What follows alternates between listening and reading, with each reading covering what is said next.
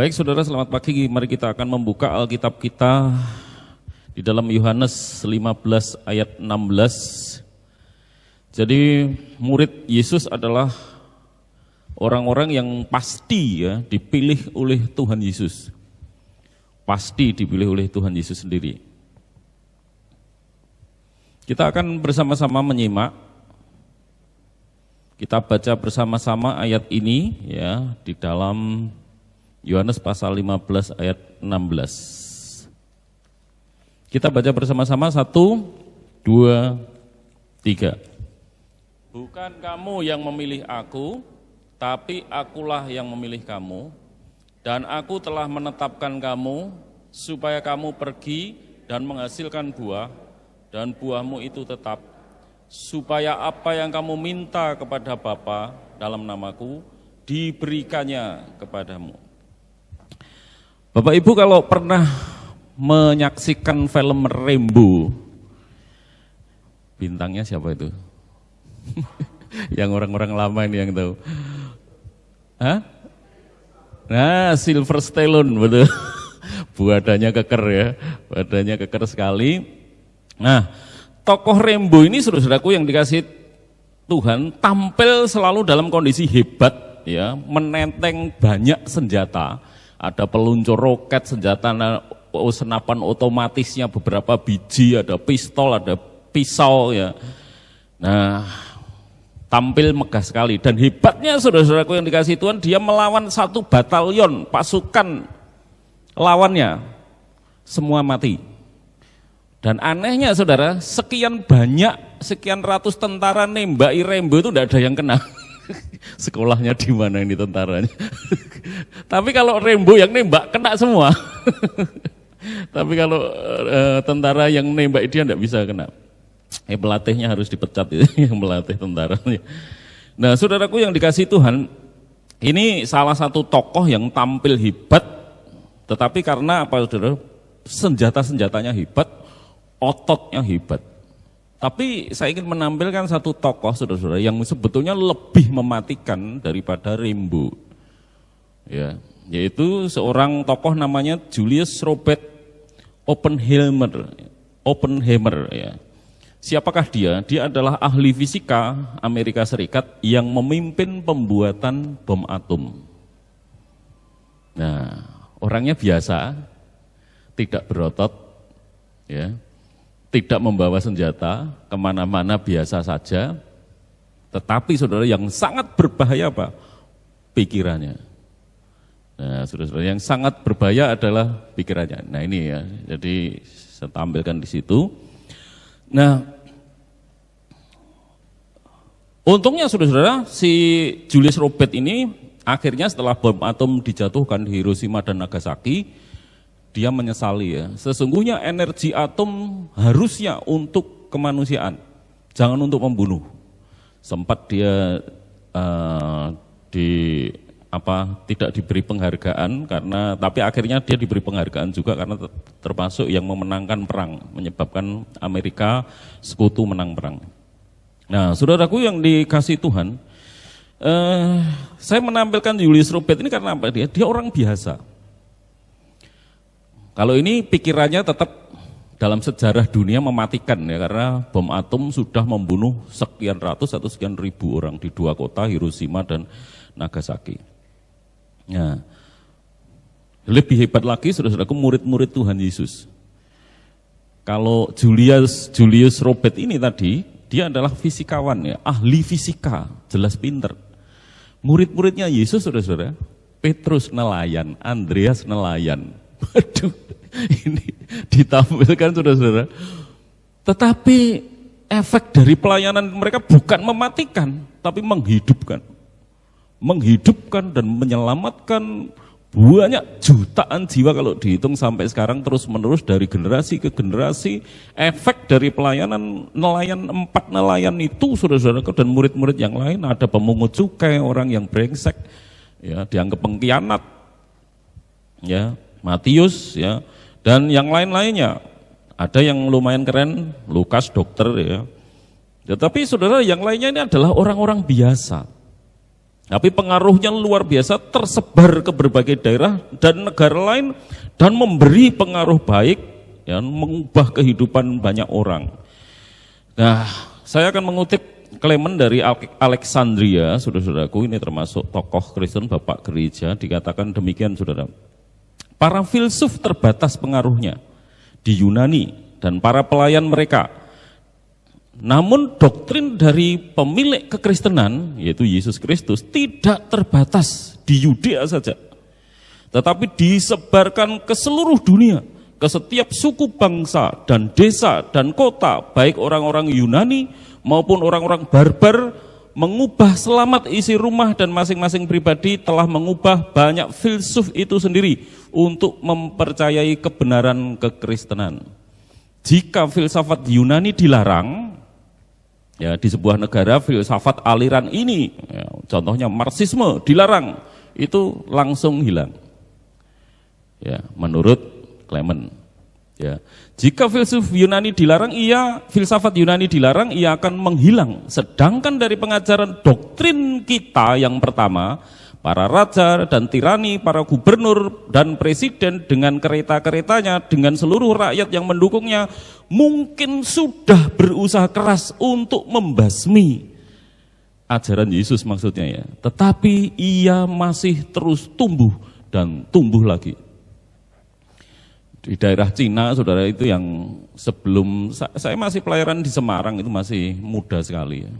Waktu itu di Cina orang-orang Kristen dianiaya, ditangkap, disiksa, tapi ribuan orang dibaptiskan setiap hari. Sekarang ini di daerah Timur Tengah, saudara, kekristenan juga dilarang. Banyak orang yang pengen membasmi, menghilangkan, menghancurkan kekristenan, tapi kekristenan itu tidak bisa. Kalau filsafat, aliran filsafat, pemikiran dilarang, selesai.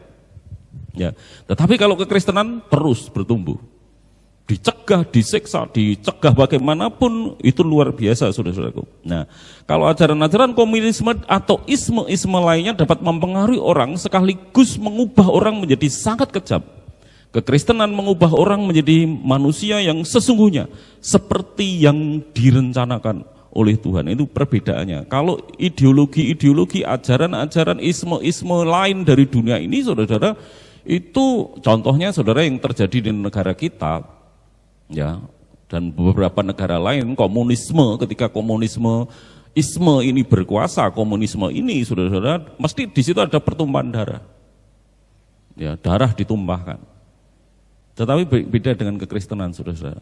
Ya, justru mungkin orang Kristen itu yang disiksa, ya, berdarah-darah. Ya, tetapi mereka tetap terus memberikan, mengalirkan kasih kepada orang-orang yang menganiaya. Itu perbedaannya, saudara-saudara. Bukan membuat orang menjadi buruk, kejam, tetapi menjadi orang yang penuh kasih. Nah, saya tertarik tulisannya penulis Zig Ziglar, saudara-saudara. Dia menulis demikian, saudara-saudara. Orang yang masuk penjara di San Francisco Bay, ya, saudara-saudara. Oh, maaf, bukan.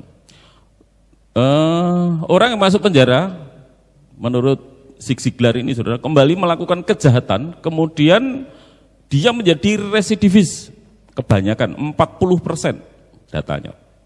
Yang Francisco nanti, saudara,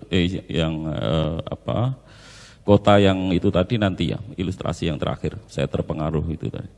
Ya, orang yang masuk penjara, 40% dari warga binaan, kalau istilah kita, ya, yang masuk penjara itu biasanya akan melakukan kejahatan. 40%, yang 60% benar-benar sembuh. Tapi 40% itu kembali melakukan kejahatan. Itu di negaranya, di Amerika, ya. Namun penjara yang sudah dilayani oleh Prison Fellowship. Nah, apakah Prison Fellowship ini, saudara, kalau saudara googling, Prison Fellowship ini adalah lembaga Kristen terbesar yang melayani lembaga-lembaga pemasyarakatan atau penjara-penjara. Terbesar di seluruh dunia yang melayani di penjara-penjara. Nah, penjara-penjara yang bekerja sama dengan Prison Fellowship ini, saudara-saudara, benar-benar menunjukkan angka kejahatan itu menurun. Ya, orang yang di penjara keluar dan akhirnya masuk lagi itu hanya sekitar 4-6%, karena orang-orang yang dilayani ini benar-benar istilah mereka Zig Ziglar itu direhabilitasi. Selama ini kebanyakan LP hanya habilitasi, menghabilitasi tapi tidak merehabilitasi. Ya. Itu, ya perbedaannya itu. Jadi ketika warga binaan dapat berbuah di rehabilitasi, tidak hanya disadarkan, kalau dihabilitasi itu hanya disadarkan ya. Disadarkan itu kelakuanmu ini tidak baik, kamu harus begini, harus begitu, itu dihabilitasi. Tapi direhabilitasi itu lembaga Kristen ini, dia memberdayakan dengan kasih. Ya, di situ ada persekutuan yang hangat, perhatian, terus diberdirikan, ditegakkan lagi orang itu yang sudah jatuh, sudah hancur itu ditegakkan kembali, dimampukan untuk berhasil di dalam hidupnya. Nah itu pekerjaan Prison Fellowship ini, saudara. Nah kita melihat dari pelayanan ini, saudara, ketika warga binaan atau orang-orang yang di penjara awalnya itu dapat berubah baik, terlebih saya dan saudara, umat pilihan. Biasanya orang-orang yang sudah capnya ya, kalau sudah masuk penjara itu psikologinya rusak dan sebagainya, itu aja bisa dirubah oleh pelayanan lembaga Kristen ini, saudara. Apalagi saya dan saudara yang adalah orang-orang Kristen, orang-orang pilihan, yang di dalam diri kita ada Roh Kudus, saudara-saudara. Ya, diberikan Roh Kudus di dalam diri saya dan saudara. Ya, pasti kita dapat. Tema kita pada pagi hari ini adalah apa? Dapat berbuah lebat. Ya, dapat berbuah lebat. Nah, kita akan melihat saudara-saudara, mengapa? Ya, Yesus berkata di dalam ayat yang kita baca tadi, memang kamu yang memilih aku, bukan kamu yang memilih aku, tetapi akulah yang memilih kamu, dan aku telah menetapkan kamu supaya kamu pergi dan menghasilkan buah, dan buahmu itu tetap. Ya. Nah, dalam rancangan Tuhan Yesus, saudara, orang pilihan itu, ya, pertama dia akan pergi. Pasti itu karena saudara dan saya diutus menjadi saksi. Lalu yang kedua, saudara dan saya, kalau benar-benar kita ini orang-orang pilihan akan berbuah lebat, dikatakan di situ ya. Supaya kamu pergi dan menghasilkan buah, dan buahmu itu tetap, ya, terus-menerus berbuah. Supaya apa yang kamu minta kepada Bapa, akhirnya nanti dihubungkan dengan doa ini, nanti saya bahas pada hari Rabu, saudara-saudaraku yang dikasih Tuhan. Ya, sekarang kita akan melihat mengapa murid-murid Yesus itu, murid-murid yang sejati, bisa berbuah terus-menerus. Apa bisa ya, kok bisa berbuah terus-menerus? Karena di situ dikatakan buahmu itu tetap, supaya apa yang kamu minta kepada Bapa dalam namaku diberikannya kepadamu. Kita akan melihat bersama-sama alasan dari konsep pemuritan yang dirancangkan oleh Tuhan Yesus, mengapa murid-murid sejati itu akan berbuah terus-menerus. Yang pertama, saudara, karena murid sejati itu memiliki komitmen, keseriusan menjadi murid Yesus. Minggu lalu saya sudah mengkhotbahkan tentang syarat mengikut Yesus ya. Kalau kamu mau menjadi pengikutku, kamu harus menyangkal dirimu. Kalau kamu mengasihi orang tuamu, saudaramu laki-laki, saudaramu perempuan, melebihi mengasihi aku, kamu tidak layak untuk aku. Tidak layak menjadi muridku. Itu syarat pertama. Nah, kalau orang nekat, saya pengen jadi muridmu Yesus, berarti saudara harus khotbah yang lalu mengasihi Tuhan Yesus melebihi apapun. Melebihi anak saudara, melebihi suami saudara. Ketika suami, anak, siapapun menjadi penghalang pengabdian kita kepada Yesus, kita akan menabrak. Ya. Itu syarat loh saudara, ini khotbah minggu lalu. Dan yang terakhir, tidak mengasihi nyawanya sendiri. Ya, rela mati.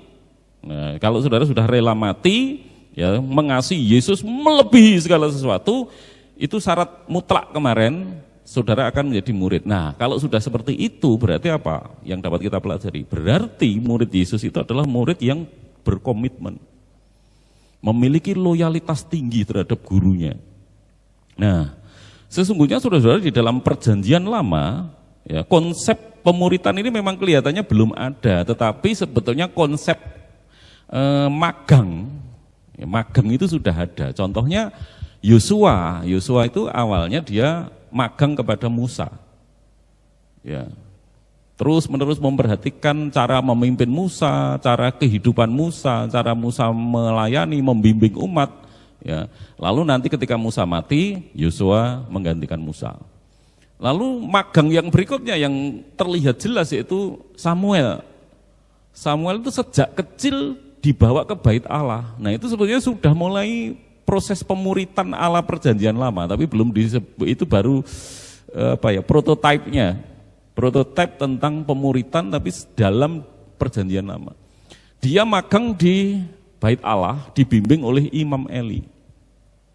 Nah makanya saudara lihat ketika Samuel menjadi orang dewasa, dia menjadi termasuk nabi besar. Ya, tulisan-tulisannya banyak, panjang, dan itu menunjukkan bahwa sungguh-sungguh dia adalah nabi yang dipakai Tuhan, karena Tuhan sering berbicara melalui Nabi Samuel, karena nabi adalah mulut Tuhan. Dari dua orang ini saja kita melihat sesungguhnya pemuritan itu menyebabkan orang-orang yang jadi murid magang tadi di dalam perjanjian lama. Kalau di dalam perjanjian baru 12 murid Yesus, yang akhirnya satu memang sejak awal Yesus berkata yang satu dari kalian ini nanti akan mengkhianati aku. Ya, tapi nanti Yudas Iskariot diganti oleh Matias. Nah, jadi saudara dari 11 yang kemudian 12 lagi, 12 murid Yesus ini saudaraku yang dikasih yang berkomitmen memiliki loyalitas ya, menjadi murid Yesus ini benar-benar akan efektif. Samuel efektif, Yosua efektif. Ya, mereka mau menjadi murid-murid, ya, Musa menjadi muridnya Imam Eli, ya, belajar di bait Allah. Dan sekarang anak-anak saudara tadi saudara bawa ke gereja. Nah ini sesungguhnya kalau saudara terus tekun bawa ke gereja, ya anak-anak saudara akan menjadi orang-orang yang luar biasa. Kalau dia setia sejak kecil, pasti dia akan menjadi nanti pemuda-pemuda yang setia. Ya, kalau sudah dewasa menjadi orang-orang dewasa yang setia. Nah jadi output dari pendidikan dan pelatihan oleh Tuhan Yesus itu dinyatakan oleh Leland Regan ya, dan kawan-kawan yang menulis buku ensiklopedia. Ini saya ambil dari buku ensiklopedia. Dia menulis, Leland Regan dan kawan-kawan menulis demikian saudara. Konsep tentang pemuritan yang disebut murid ya. Mereka tunduk di bawah disiplin Tuhan Yesus. Ya, mereka tunduk di bawah disiplin. Jadi ada disiplin. Makanya saudara-saudaraku, murid sejati itu dia pasti memiliki kedisiplinan. Ya, ya terima kasih kalau saudara-saudara hari ini beribadah, termasuk saudara berarti disiplin. Hari ini hari ibadah, saya beribadah. Itu termasuk disiplin. Itu salah satu sifat dari murid Yesus yang sejati. Memiliki kedisiplinan tinggi. Ini saatnya ibadah, ibadah. Ya bersyukur kalau saudara berada di luar kota ya.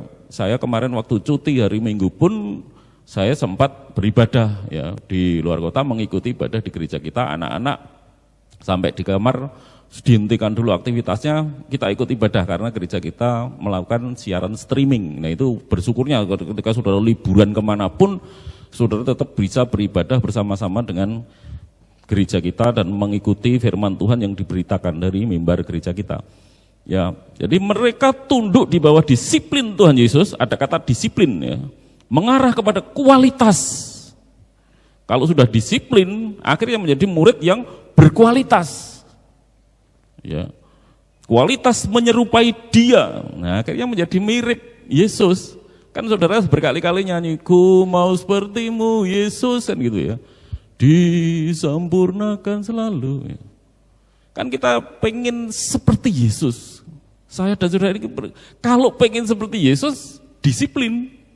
Jadi murid jangan suka, kalau anak sekolah kan kemarin ya, pengen sekolahnya bagus ya jangan bolos, waktu pelajaran kimia bolos, fisika bolos, nah pas bahasan itu enggak mudeng nanti kita. Ya makanya kita harus disiplin supaya apa, benar-benar seperti yang saudara rindukan, kita nyanyikan, sering kita nyanyikan, ku mau sepertimu Yesus disempurnakan selalu, itu benar-benar bisa terwujud. Ya. Karena kita menjadi murid, saya bacakan lagi sekarang utuh. Mereka tunduk di bawah disiplin Tuhan Yesus, mengarah kepada kualitas menyerupai Dia melalui ketaatan. Ini adalah hal yang dikehendakinya. Itu diambil dari Lukas 6 ayat 40. Barang siapa yang telah tamat pelajarannya akan sama dengan gurunya. Demikian dikatakan Yesus. Ya, itu tulisan Leland Riken dan kawan-kawan. Apakah benar mereka sama dengan Yesus? Mana Simon Petrus ketika Yesus ditangkap, dia menyangkal Yesus, aku tidak kenal Yesus. Aku swear aku tidak kenal dia. Kok tidak seperti Yesus? Karena itu belum selesai pendidikannya. Habis itu kan Yesus bangkit masih melalui proses pendidikan selanjutnya. Simon Petrus, apakah engkau mengasihi aku? Nah, kan akhirnya ditegur. Gagal ditegur lagi oleh gurunya. Apakah benar kamu mengasihi aku? Apakah benar kamu mengasihi aku? Ya Tuhan, aku mengasihi engkau. Setelah itu, saudara lihat dalam catatan sejarah kematian Petrus, Petrus matinya sama dengan Yesus. Awalnya dia gagal sebagai murid. Tapi akhirnya dia berhasil menjadi seperti gurunya. Disalib, menghadapi salib, dia tidak lari. Ya, malah dia minta disalib dengan kepala terbalik. Ya. Kepalanya di bawah karena dia merasa tidak layak kalau disalib seperti Tuhan Yesus. Itu Petrus. Dan murid-murid yang lain, saudara, yang penakut semua, ternyata akhirnya semua mati menghadapi siksaan-siksaan seperti gurunya. Nah, akhirnya disiplin ini menghasilkan kualitas murid yang berkualitas. Suatu eksperimen, saudara, nah ini yang tadi saya terpengaruh tadi terpengaruh cerita yang pertama ya, karena beberapa cerita saya pakai hari ini. Suatu eksperimen dilakukan di sebuah sekolah di daerah yang di daerah San Francisco Bay ya. Jadi seorang kepala sekolah memanggil 3 orang guru. Enggak tahu ini guru apa, guru fisika, kimia, biologi atau guru apa, enggak dijelaskan, hanya memanggil 3 orang guru mata pelajaran mayor. Dan mereka diberitahu, Anda kami jadwal, Anda adalah 3 guru yang spesial. Nah, ini kami sedang melakukan uji coba, ya berdasarkan penelitian kami, tes IQ kami, murid-murid yang nanti saudara akan masuk kelas-kelas yang muridnya IQ-nya tinggi-tinggi. Dan 3 guru ini saya minta pegang ya kelas yang 1A, 2A, 3A. Kalau zaman kita dulu, kalau sekarang kalau SMA itu mungkin kelas 10A. Saya harus mikir dulu ya. 10A, 11A. Kalau dulu ternyata di tempat SMA saya di Widya Wacana Solo itu ya, kalau A1 itu tempatnya yang IQ-nya tinggi-tinggi, ya gitu ya. Jadi Anda nanti akan pegang murid-murid yang IQ-nya tinggi-tinggi ini 3 kelas. Anda hanya akan fokuskan mengajar 3 kelas ini. Anda 3 guru terbaik mengajar 90 murid terbaik dari 3 kelas. Wow, mereka benar, saudara. 1 tahun ini kita akan nanti evaluasi. Hasilnya saudara-saudaraku mengejutkan. 3 kelas yang diajar 3 guru spesial ini, ya hasilnya 30% lebih kemampuan siswa-siswa yang diajar itu 30% melebihi siswa-siswa lain yang tidak diajar 3 orang ini. Setelah itu 3 orang itu setelah 1 tahun dipanggil lagi. Hasil evaluasi kami, kemampuan anak-anak yang saudara ajar 3 guru ini benar-benar meningkat 30% di atas anak-anak lain. Dan kepala sekolah mulai cerita apa? Sekarang saya akan jujur pada Anda bahwa 90 atau 3 kelas yang saya percayakan kepada Anda adalah anak-anak biasa. Kaget sudah, loh itu cuma anak-anak ya kebetulan diajak saja masuk.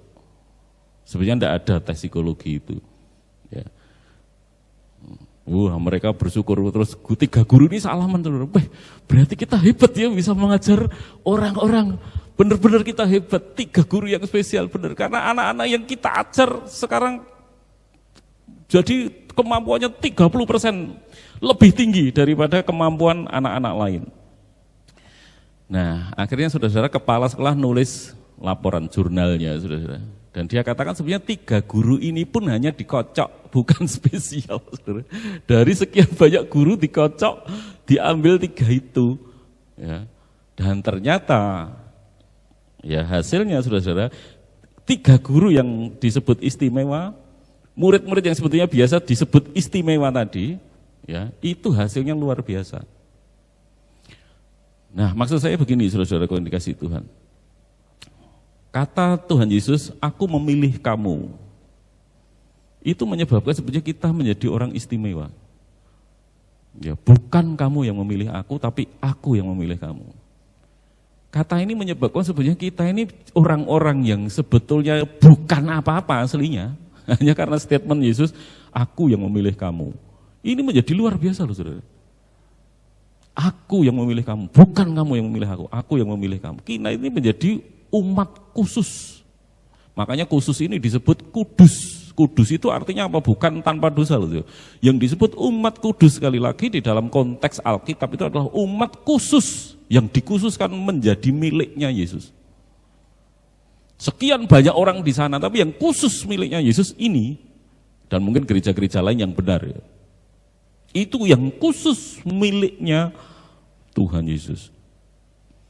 Nah, kalau murid-murid biasa diajar guru-guru biasa aja, dikasih status ini murid luar biasa, EQ tinggi, ya itu kan diberi status khusus. Orang mereka kita tahu tadi bocorannya ternyata murid biasa saja, gurunya biasa saja.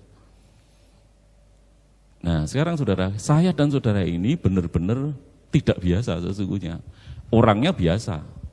Kalau kita lihat kejahatan saya dan saudara dengan orang-orang di luar sana, ya secara etika, secara moral mungkin ada di luar sana yang lebih baik dari kita. Tetapi jangan lupa saudara-saudaraku yang dikasihi Tuhan, sejak saudara dipilih, saudara dan saya percaya Yesus, saudara dikuduskan dengan darah Kristus. Disucikan dengan darah Kristus. Benar-benar itu tidak main-main, karena itu apa yang dikatakan Tuhan Yesus itu mesti dikerjakan. Sekali lagi ya, apa yang dikatakan, aku nanti akan mati, dia mati benar. Aku akan bangkit, dia bangkit benar. Yudas, kamu akan mengkhianati aku, Yudas mengkhianati benar. Makanya ketika Yesus berkata, kamu yang dipilih, kamu disucikan, dikuduskan. Itu benar-benar dilakukan dia. Tidak main-main, saudara. Kita disucikan, dikuduskan dengan darahnya. Benar-benar spesial kita sekarang.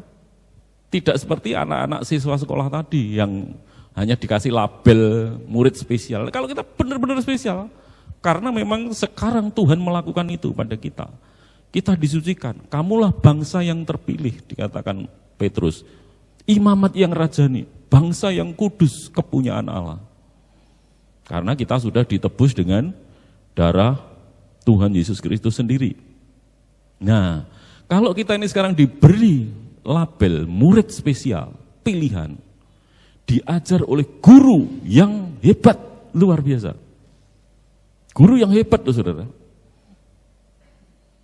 Saudara-saudara sepupu kita seringkali melecehkan. Tadi kemarin itu Elva cerita ya, di sekolahnya ternyata selama di SMP itu sering bully secara psikologis karena imannya kepada Yesus. Ini efek anak banyak jadi keliru-keliru. Kamu percaya Yesus loh. Kemarin, kalau ngadepi bully gitu itu gimana tuh? Ya bilang aja tuh, iya percaya Yesus. Kenapa? Kamu enggak percaya sekalian? Gitu kan aja tuh. Nah, kalau aku seringkali agak dipandang, ditertawakan, agak dihina gitu. Nah, ya kita lihat saja, saudara. Kalau dihina, saya cerita begini, saudara. Saya ceritakan seorang Kristen suatu kali dekat dengan orang yang non Kristen, yang saudara sepupu kita lah, gitu ya. Terus si laki-laki, gimana kalau kita menikah? Si ceweknya bilang, ya tapi kamu harus jadi masuk agamaku dulu. Si laki-lakinya bilang, saya cerita kepada Elva kemarin, si laki-lakinya boleh masuk agamamu, tapi saya ikut nabimu loh ya. Nabimu kan hebat ya, pasti hebat. Oh iyalah, luar biasa tau hidupnya, luar biasa. Saya neladani nabimu enggak keberatan. Tidak. Kalau gitu nanti setelah nikah sama kamu, aku nikah lagi loh ya. Oh ya enggak bisa no. Loh katanya hebat. Saya ceritakan, Elva mulai ketawa. Loh iya, Kan kalau memang hebat ya harusnya diteladani. Kita Yesus, guru kita ini Yesus. Kita meneladani Yesus, mana apa saja teladani dia. Nah kalau ini kan stereotip, katanya bagus, tapi ini tidak bagus. Jadi ini bagus atau enggak? Bagus, tapi tidak bagus. Terus gimana itu? Saya bilang Helen lagi. Bingung, baru anak 4 itu bingung ngatur otaknya. Ya. Saya bilang, makanya kamu itu menjadi Kristen itu agama, menurut saya keyakinan yang luar biasa. Kalau kamu belajar kekristenan yang sesungguhnya kamu akan melihat kebenaran yang jauh lebih unggul. Benar-benar jauh lebih unggul. Kalau mau belajar dengan akal sehat. Ini tadi itu baru saya nyoroti pemimpinnya, saudara. Belum simpang siur ajarannya. Ya, kalau kekristenan enggak, ajarannya betul-betul runtut, sistematis, tidak tabrakan antara satu ajaran dengan ajaran lain, enggak tabrakan, saudara. Nah, oleh karena itu mestinya saya dan saudara menjadi orang Kristen, murid-murid pilihan itu mestinya benar dalam skenario itu dan berbuah lebat. Karena apa? Yang pertama tadi, saudara-saudaraku yang dikasih Tuhan, saya dan saudara adalah murid yang serius, memiliki komitmen, disiplin, belajar firman Tuhan. Mari kita belajar mendisiplin diri kita. Setelah Bu Tri meninggal, saudara, sesungguhnya waktu belajar saya kurang. Tanya Eldo ya, biasanya hari Sabtu itu saya enggak masak. Hari Sabtu membuat khotbah, persiapan, saudara melihat saya mengutip banyak kutipan, berarti banyak belajar. Tapi apakah Sabtu saya tidak masak? Sabtu saya tetap masak, saudara. Kemarin saya masak berapa? 1, 2, sekitar 3 masakan. Hari Sabtu, di tengah-tengah bikin khotbah. Artinya apa? Perlu kedisiplinan tinggi. Disiplin banget. Mengatur waktu, bagaimana saya harus tetap belajar, bagaimana saya memasak untuk anak, ya, bagaimana membagi waktu untuk hal ini, hal itu, belajar yang lainnya, dan terus membagi waktu. Ya makanya ini ciri ya saudara, kalau kita mau menjadi Tuhan Yesus, kita harus memiliki kedisiplinan yang tinggi. Dimulai dari ibadah, doa pribadi, membaca Alkitab setiap hari itu disiplin dulu kita. Disiplin dulu, karena dari situ nanti kita akan memahami ajaran-ajaran Kristus dengan baik dan benar. Lalu yang kedua saudara, mengapa kok Yesus berkata muridnya itu akan terus-menerus berbuah? Ya karena murid sejati itu selalu bersama Yesus. Kalau murid-murid Yesus itu, ya Simon Petrus, Andreas, Filipus, Matius, Lukas, Yohanes itu, dan lain-lainnya itu saudara-saudaraku 3 tahun siang malam bersama Yesus, 3 tahun. Mereka selalu bersama dengan Tuhan Yesus, siang malam, ya, jadi dia melihat tindakan-tindakan Yesus. Dan itu luar biasa, saudara, mengubah 12 murid yang satu hilang tapi diganti tadi, ya 12 murid Yesus itu menjadi orang yang luar biasa. Karena apa? Mereka selalu bersama dengan Yesus. Nah, sejak mereka dipanggil, saudara, ya, siang malam mereka bersama Yesus dan mereka mendengarkan apa yang diajarkan, dikatakan oleh Yesus, ya. Dan Yesus sendiri mengkritik, mengecam mereka. Makanya saudara sebagai murid Yesus, kalau saudara mendengar khotbah dari mimbar siapapun pengkhotbahnya, ya, dari mimbar gereja ini dan saudara tertemplak, jangan saudara marah. Yesus pun menegur Simon Petrus. Saya belum pernah mengatakan pada saudara seperti itu ya, tapi Yesus pernah menegur, "Nyala engkau iblis." Ketika waktu itu Yesus mau berkata, kita akan ke Yerusalem dan anak manusia akan diserahkan kepada bangsa-bangsa dan untuk disalibkan dan seterusnya itu ya. Lalu Petrus sok jagoan mencegah Yesus, "Tuhan, jangan itu terjadi padamu." Lalu Yesus berkata, "Nyahlah engkau iblis, engkau menjadi sandungan bagiku." Dikatakan nyahlah engkau iblis. Ya. Itu tajam sekali loh saudara. Nah seringkali orang Kristen itu ketika mendengar khotbah, kalau saudara menjadi murid Yesus, saudara-saudaraku selalu bersama Yesus, saudara dan saya ketika berhadapan dengan firman Tuhan, saya pun saudara ketika berhadapan dengan firman Tuhan, entah yang berkhotbah Pak Eko pada waktu itu, Entah itu yang berkhotbah Bu Lani, entah itu berkhotbah dulu waktu istri saya masih hidup, istri saya.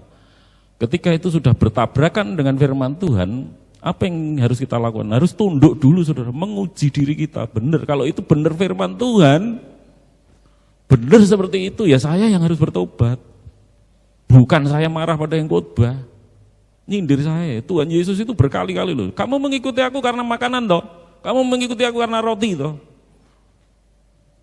Coba kalau saudara Natalan datang ke gereja, saudara datang karena Natalan ya, pasti saudara langsung marah, pendeta ini jangan mulutnya, jelek sekali, gitu ya. Padahal Yesus bilang gitu, saya enggak pernah ngomong gitu loh saudara. Ya, enggak pernah bilang seperti itu. Kadang-kadang hanya khotbah saja mungkin yang terasa tajam ya, jebret, tapi saya sendiri saudara sebelum berkhotbah saya sendiri seringkali bertobat oleh khotbah saya sendiri. Masalahnya, ya kan saudara tidak tahu gitu ya. Ketika gitu saya menyampaikan firman Tuhan seperti itu. William Law itu adalah seorang pendeta Anglikan gereja Inggris maksudnya yang rela kehilangan posisinya di Immanuel College Cambridge. Ya karena tidak mau disumpah setia kepada Raja George. Mengapa kok tidak mau disumpah setia kepada Raja George? Karena dia sudah duluan disumpah setia kepada kerajaan Skotlandia, ya, rumah kerajaan Skotlandia. Ya, orang ini saudara William Law ini artinya secara integritas sangat berintegritas William Law ini. Dia menulis demikian saudara pendeta ini. Dan jika Anda berhenti di sini dan bertanya pada diri Anda sendiri, mengapa Anda tidak sealim orang-orang Kristen yang mula-mula? Hati Anda akan mengatakannya bahwa itu bukan karena ketidaktahuan, juga bukan karena ketidakmampuan, melainkan sesungguhnya Anda tidak pernah sepenuhnya merencanakannya. Jadi kalau saya dan saudara itu tidak bisa terus-menerus bersama Yesus, tidak disiplin tadi, tidak bisa menjaga waktu ibadah, waktu membaca Alkitab, waktu berdoa. Menurut William Law ini saudara-saudara, menurut dia kenapa? Karena Anda tidak pernah merencanakannya. Pagi ini coba saudara-saudara kita merencanakan untuk menjadi murid yang berkomitmen. Saya juga. Tidak hanya saudara, dimulai dari saya sendiri. Mari kita mulai berkomitmen. Berkomitmen atau waktu berdoa, berdoa. Waktu baca Alkitab, baca Alkitab. Waktu beribadah, beribadah. Waktu pelayanan, pelayanan. Ya, tidak ada keluh kesah di situ. Karena itu waktu yang sudah memang kita rencanakan. Kita sudah bikin planningnya dalam hidup kita. Hidup saya akan saya jalani seperti ini. Ya, pasti saudara-saudaraku yang dikasih Tuhan, Simon Petrus yang menyangkali Yesus, Simon Petrus yang hanya nelayan tadi diubah Tuhan luar biasa menjadi pengkhotbah, sekali khotbah 3.000 orang bertobat dibaptiskan. Wah, luar biasa. Rela mati. Saya akan menutup dengan cerita dan satu kutipan nanti. Seorang pria tua di sebuah desa saudara-saudara memanggul 2 bejana gentong. Karena desanya itu mata airnya langka, ya, desa yang tidak banyak air, dia hanya ngambil kalau di istilah orang desa dibelik, ya, mata air umum, dia ambil di situ, dipanggul kanan kiri pakai bejana atau gentong, ya. Pulang ke rumahnya turun gitu ya. Nah, saudaraku. Yang masalahnya ada seorang pemuda memperhatikan bapak tua ini memanggul dua gentong ini tadi. Yang satu gentongnya memang bagus, yang satunya sedikit retak sehingga airnya selalu netes itu. Diperhatikan ketika sampai di rumahnya yang bentet itu tadi itu selalu tinggal separuh. Nah, lalu pemuda ini berkata kepada bapak, "Pak, kok sudah gentong bentet gitu jenengan pakai terus, kan sampai rumah tinggal separuh, apa ndak rugi jenengan bawa air dari atas dipanggul ke rumah sampai rumah tinggal separuh, apa ndak rugi?" Bapak itu tersenyum, "Kamu hanya memperhatikan air yang bocor terbuang, tapi kamu memperhatikan ndak bahwa air yang bocor itu menyirami tanaman sepanjang jalan saya. Sehingga kamu lihat bunga-bunga tumbuh, tanaman hijau, oleh karena gentong yang bentet tadi. Gentong yang bocor. Nah, cerita ini saudara-saudaraku, kita ini seringkali memperhatikan diri kita dari efek kelemahan-kelemahan kita. Saya ini orang berdosa. Saya ini bukan orang sempurna, Pak Tri. Saya ini begitu tidak sehebat murid-murid Yesus. Ya, kita ini seperti bejana yang retak tadi, saudara. Wis bentet. Ya, karena dosa itu merusak bejana itu. Tetapi selama bejana itu diisi air, walaupun bocor kecer-kecer terus, tetapi itu akan memberi, itu yang disebut pelayanan. Saudara walaupun tidak sempurna, bukan orang sempurna, tetapi kalau saudara mau seperti bejana itu terus diisi, makanya saudara dan saya dan saudara itu beribadah. Ketika mendengar firman Tuhan itu kayak diisi terus. Baca Alkitab setiap hari diisi lagi. Saudara berdoa itu diisi dengan kasih, karunia, rahmat Tuhan setiap hari. Itu nanti kecer banyak orang yang akan merasakan cipratan saudara. Walaupun kita ini bejana yang retak ya, tetapi kita bisa memberi menjadi berkat ya, bagi orang-orang di sekelilingnya. Nah, oleh karena itu tetaplah bersama dengan Yesus, tetap dekat dengan Dia seperti murid-murid Yesus 3 tahun siang dan malam bersama Yesus. Mari kita dalam sisa hidup kita terus menerus siang dan malam bersama dengan Yesus. Ya. Ajaran Agustinus tentang sinergisme, ini kutipan saya terakhir, ini di Konsili Orange, Prancis, Orange itu Prancis, tahun 529 sebenarnya ajaran Agustinus itu dicap sebagai ajaran sesat. Sesatnya di sini. Nah, ini akan kita tayangkan, silakan ditayangkan Pak Pur. Nah, ini ya. Sekalipun banyak istilah Agustinus diterima, doktrin sinergisme yang berpendapat bahwa Allah bersama-sama dengan manusia melaksanakan apa yang harus dilakukan agar manusia dapat diselamatkan, ajaran ini cenderung lebih unggul. Lanjut. Pendirian ini dibahas dan kemudian dinyatakan sebagai ajaran yang sesat oleh konsili di Orange pada tahun 529. Sinode tersebut dengan tegas berbicara tentang ketidakmampuan manusia serta perlunya anugerah ilahi. Nah, di situ saudara-saudaraku memang dalam soal keselamatan keliru. Tapi Agustinus tidak semua sesat loh saudara. Agustinus itu termasuk salah satu penggagas tentang predestinasi, yaitu orang-orang dipilih sejak kekal. Dan itu nanti diambil Calvin, didiskusikan menjadi bahan Calvin untuk membangun ajarannya, ya doktrin-doktrinnya yang kebanyakan kita pakai ya sekarang ya, doktrin pemilihan kita ini orang pilihan. Tetapi yang keliru dari Agustinus bahwa keselamatan itu kerjasama antara Allah dan kita, itu salah. Betul. Karena keselamatan itu mutlak hanya karena karya Yesus Kristus di kayu salib. Tanpa saudara tambahi. Jangan ditambahi. Tanpa saudara melakukan apapun, saudara sudah selamat karena darah Kristus membayar lunas, titik. Nah, kalau gitu, sinergisme ini sesungguhnya menjadi benar kalau ketika saya membaca ini saudara, sinergismenya Agustinus itu benar bukan dalam hal keselamatan. Dalam hal apa? Berbuah. Kalau berbuah itu benar. Saudara harus bekerja sama. Ya, supaya kita menghasilkan buah. Makanya sebagai gentong yang retak tadi kita harus menerus berada di bawah air terus, diisi air terus.